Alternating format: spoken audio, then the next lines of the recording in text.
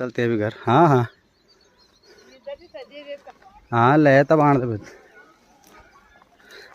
ये देखिए और गेहूँ भी तैयार हो गए हैं दोस्तों।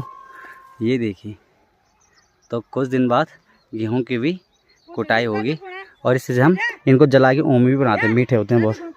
सी पन्नी वाला। ये देखिए गेहूँ हो गए हैं। ये देखिए